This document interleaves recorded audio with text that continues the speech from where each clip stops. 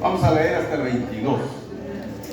Primera de Pedro, capítulo 3, versículo 18 al 22. Aleluya.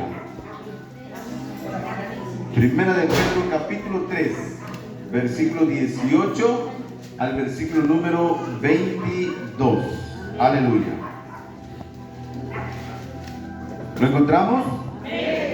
Bueno, vamos a leerlo de manera alternada. Yo leo el verso 18, usted el 19, leí el 20, usted el 21, y ya todos juntos leemos el verso número 22. Amén. Gloria al Señor. Bien. Aleluya. Leemos la palabra del Señor. Dice: en el nombre del Padre, del Hijo y del Espíritu Santo.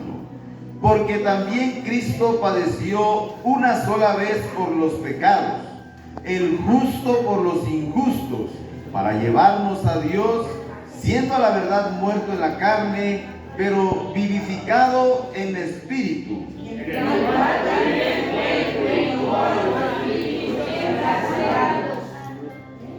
Los que en otro tiempo desobedecieron, cuando una vez esperaba la paciencia de Dios en los días de Noé, mientras se preparaba el arca, en la cual pocas personas, es decir, 8 fueron salvadas por agua.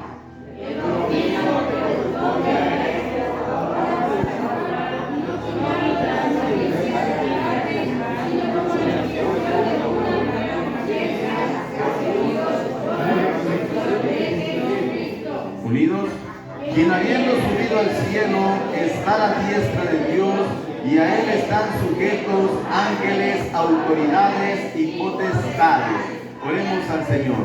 Padre, le damos gracias en el nombre de Jesús. Gracias por darnos la bendición, por darnos la oportunidad de estar aquí reunidos, Señor, cada uno de mis hermanos, hermanas, Señor, jóvenes, niños, Señor, adultos. Padre maravilloso, nos hemos congregado con un solo propósito: cantar y bendecir tu santo nombre, Señor, pero también, Padre precioso, el de poder escuchar, meditar en el consejo de tu palabra. Ahora en estos días, Señor, que de una manera general, Señor, se recuerda esta semana como la Semana Mayor o la Semana Santa, en la cual ocurrieron sucesos tan importantes, Señor, que culminaron, Señor, con tu muerte.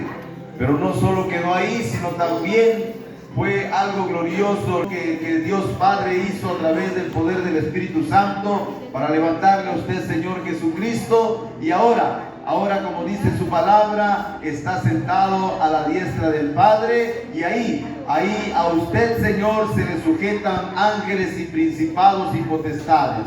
Por eso le damos gracias en esta hora, y que su palabra, Señor, pueda bendecir nuestras vidas esta noche ya, Señor. Aleluya. Amén y amén. Gloria al Señor. Ocupen su lugar, hermano. Salude a la hermana, al hermano que tiene a su lado, y dígale, dele la bienvenida. Qué bueno que está aquí en la casa del Señor y no está regresando ahorita del río. Ahorita mucha gente está regresando de haber ido a los ríos, ¿verdad? Es muy común.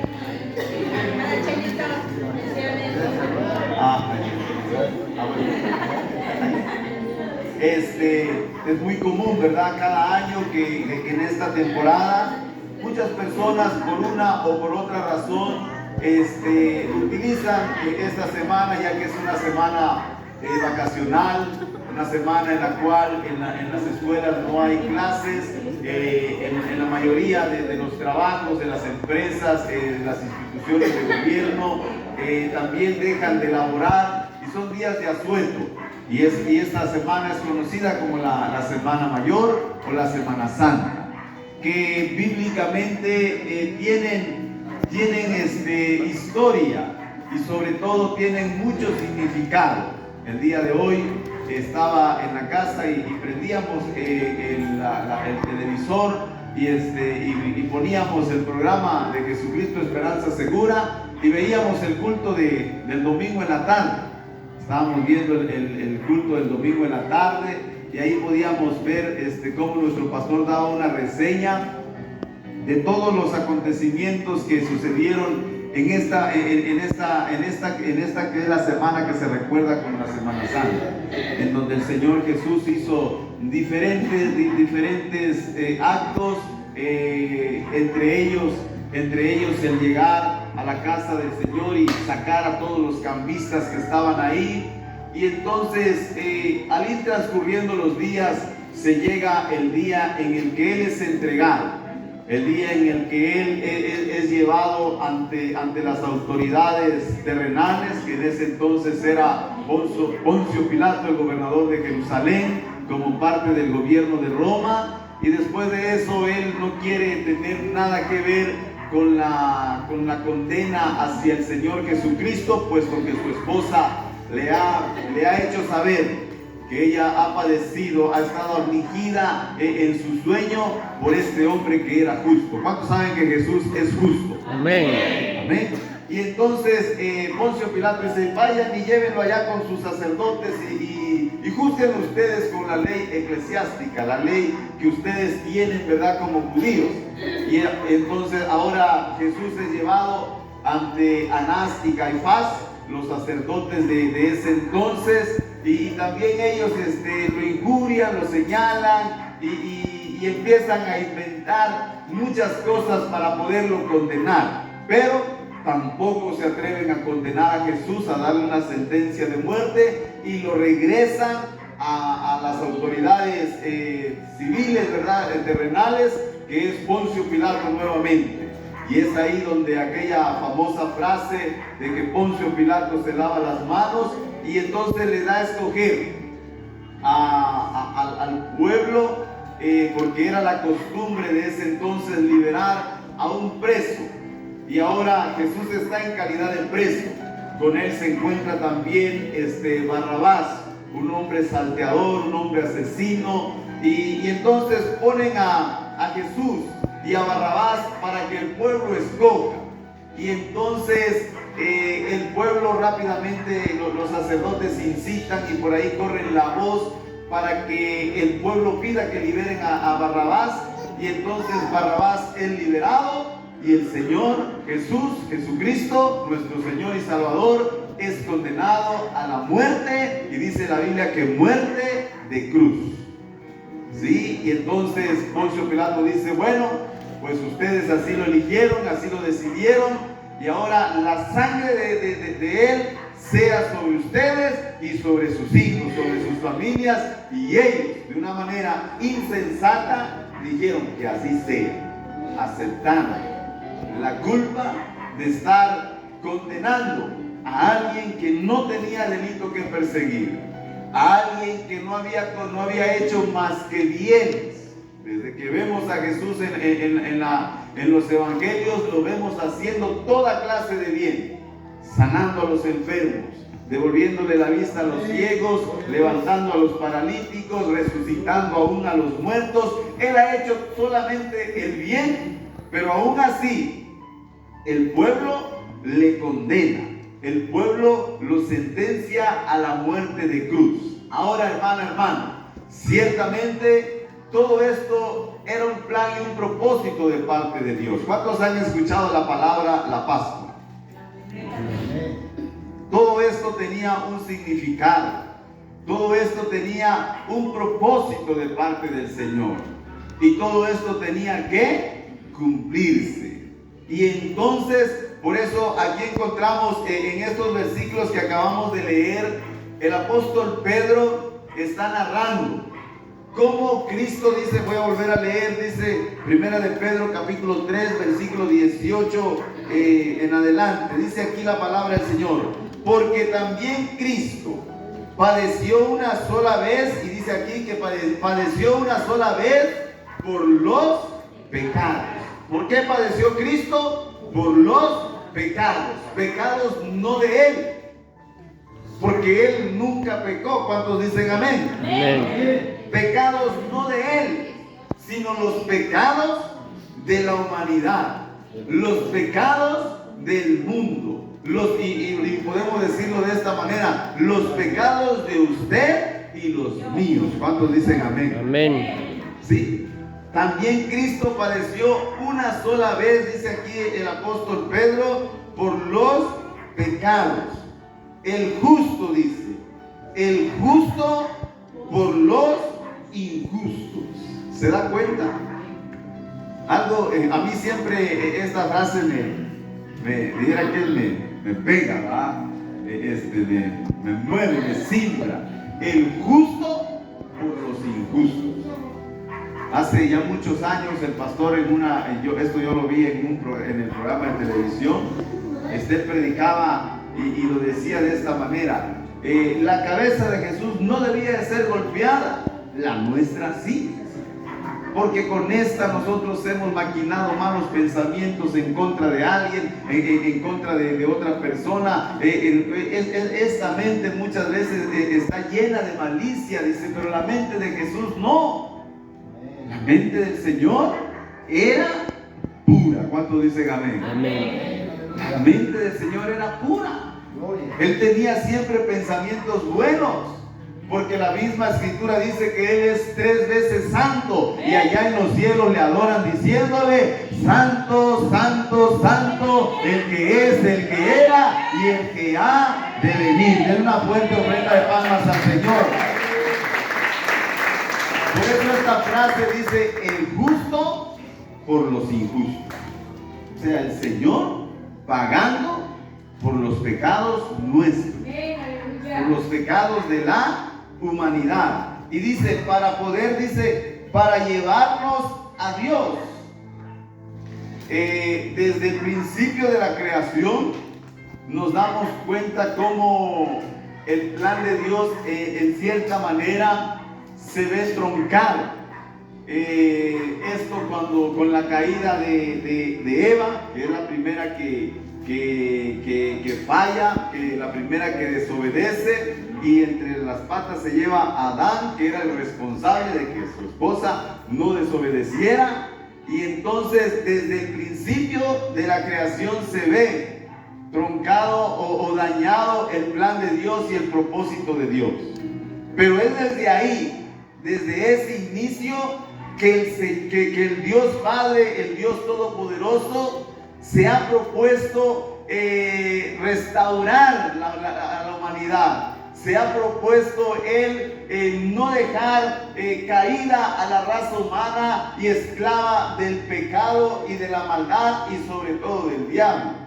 Y entonces aparece Génesis capítulo 3 versículo 15, donde dice la primera profecía hablando acerca de Jesús, cuando dice que la serpiente herirá a la simiente de la serpiente, herirá a la simiente de la mujer. Esta, dice, te herirá en el calcañar, pero tú le herirás en la cabeza. ¿Sabe? Estaba declarando como si en algún momento el enemigo dañaría el cuerpo físico de Jesús, porque el cuerpo físico de Jesús fue dañado, fue lacerado, dice la palabra del Señor, fue molido, dice el profeta Isaías, por nuestros pecados. Y entonces, pero ahí está diciendo también que Él va a herir a la simiente de Satanás y lo va a destruir. Y esto ocurrió cuando en aquella cruz el Señor dio aquellas palabras diciendo: consumado es. Todo ha sido pagado. El precio por la maldad, el precio del pecado ha sido pagado con la vida del justo, del Señor Jesucristo, y ha traído libertad, perdón y salvación a todos nosotros. Denle fuerte la ofrenda de palmas al Señor, hermano y hermano. Esto estaba ocurriendo, esto estaba sucediendo, y todo esto era para poder libertar a la humanidad y hacernos, dice aquí, para llevarnos a Dios. ¿Cuántos están contentos de que hoy están en paz con Dios? Amén. ¿Cuántos tienen paz con Dios? Amén. Tenemos esa paz. La frase que a mí me llama la atención aquí, hermanas, hermanos, es cuando dice: el justo por los injustos. ¿Cuántos de aquí reconocen su condición y que en algún momento, mayormente cuando no teníamos a Cristo, éramos gente injusta? primeramente para con Dios. Hay gente que trata de ser lo más bueno que puede, trata de vivir lo más recto que puede, trata de ser amable, trata de ser honesto, trata de hacerse de un buen nombre o hacer bien las cosas porque así le enseñaron en muchas ocasiones. Pero ¿sabe? Por no caminar conforme a la voluntad de Dios, por no obedecer a la palabra de Dios, por no recibir, por no tener a Jesús en su corazón, eso ya es algo injusto delante de Dios. Porque dice la Biblia que el justo pagó por los injustos. ¿Usted cree que si alguien paga a un precio alto por algo para usted y usted no lo recibe, será que es justo o es injusto? Un ejemplo, ¿verdad? Yo preparo una comida, ¿verdad? Preparo un banquete, preparo algo rico, delicioso, y a lo mejor me costó algo caro, me costó a lo mejor algo que lo poco que tenía lo puse ahí para poderlo compartir con usted, y usted venga y me sale y me dice, estoy lleno. ¿Cómo cree que se va a sentir la persona? Él podría haber sabido, no lo gasto ni pago. ¿Y con qué me salió? Es algo injusto dejar algo que ya en su momento se preparó con esmero, se hizo con gusto, con alegría, para que al final de cuentas venga y diga, es que no quiero. Como en nuestra humanidad, hasta molestia da. Esta vez no le hago nada. Pero sabe, eso es lo que sucede. El Señor tiene algo maravilloso, algo hermoso, y que ha venido ofreciendo desde tiempos atrás, la salvación del ser humano. Algo que a Jesús le costó su vida, algo que al Señor le costó derramar hasta la última gota de sangre, porque dice la Biblia que cuando ya estaba Él crucificado y Él había entregado el Espíritu, Él había dicho esas palabras, consumado es. Ahora cuando Él está en la cruz, los soldados romanos para estar seguros, para cerciorarse de que realmente ha muerto y no solamente está desmayado, toman una lanza y lo atraviesan, golpean su costado, punzan su costado, y entonces dice la Biblia que de ahí ya no brota sangre, sino que ahora brota ¿qué? Agua. ¿Sí? Porque ¿sabe qué? Él derramó la última gota de sangre para poder redimir, para poder salvar, para poder rescatar a toda la humanidad. Y esto es parte de la injusticia del mundo. Es injusto que alguien al escuchar todo lo que el Señor hizo por él, por ella, a final de cuentas lo desprecie. Es injusto. Y el mundo está lleno de injusticia. Por eso el Señor, ¿sabe qué, hermano? Por eso el Señor, lo primero que dijo, ¿qué fue lo que dijo en Mateo capítulo 6, versículo 33? Dice la palabra del Señor, buscad primeramente, ¿qué dice? El reino de Dios, pero ¿qué dice? Y su justicia, porque el Señor sabe que este mundo está lleno de injusticia. Que mucha gente, por muy buena que quiera ser, por muy bien que quiera portarse, va a haber injusticia en él o en ella. Y le digo, primeramente para con Dios, al no querer vivir la vida que agrada a Dios. Amén. ¿Cuántos saben que esta es la vida que agrada a Dios? Hermano, el tomar días, o sea, no estamos en contra de que alguien puede ir y bañarse en un río, bañarse en el mar, bañarse en eso, pero no dando la espalda a aquel que le ha ofrecido salvación. Yo creo que la mayoría que estamos aquí no hemos bañado en un río, pero contentos de que tenemos la salvación y que hemos atendido al llamado, a la invitación que Él nos ha hecho, y que siempre estamos procurando y tratando de nuestra parte darle a Él siempre el primer lugar. Pero mucha gente no, prefiere la diversión, prefiere el placer, prefiere las cosas que en este mundo hay, que la mayoría de ellas el Señor las puso ahí. Él creó los mares, Él creó los ríos, y todo con el deseo de que su creación lo pueda disfrutar, de que sus hijos lo puedan disfrutar, pero no haciendo a un lado el sacrificio de Cristo. ¿Cuántos dicen amén? Amén. El justo por los injustos. Yo creo que nosotros podemos, por eso muchas veces cuando recordamos y decimos, Dios mío, ¿de dónde me sacó el Señor? Ni merecía yo que me sacara, ni merecía yo que me perdonara, ni merecía yo todo esto, pero Él es justo. Y aunque yo fui injusto, Él, y por todos los que hoy estamos aquí, pagó por todos nuestros pecados, por todas nuestras maldades, porque Él es un Dios justo. Y Él no iba a permitir que, bueno, el enemigo ya me ganó ayer, me venció a Eva, convenció a Adán para que desobedeciera, ya me ganó. Él no se iba a quedar así. Él iba a restaurar la raza caída, Él iba a restaurar a la humanidad. Y Él lo ha hecho. ¿Cuánto dan gloria a Dios por eso? Entonces, sigue diciendo, el justo por los injustos para llevarlos a Dios. Siendo la verdad, dice, muerto en la carne, su cuerpo sufrió, entregó el último aliento de vida que había en su cuerpo, pero dice aquí, pero vivificado en espíritu. O sea, lo que murió en Cristo fue su carne. Y el cuerpo quedó inerte ahí en esa cruz. Ese cuerpo realmente, el alma, el espíritu del cuerpo del Señor. Pero dice la Biblia, pero Él fue vivificado en espíritu. El espíritu vivificado quiere decir que tenía mucha más vida. Tenía vida. En el cual, dice aquí, descendió. Dice la palabra del Señor, vivificado en el espíritu, en el cual también fue y predicó a los espíritus encarcelados.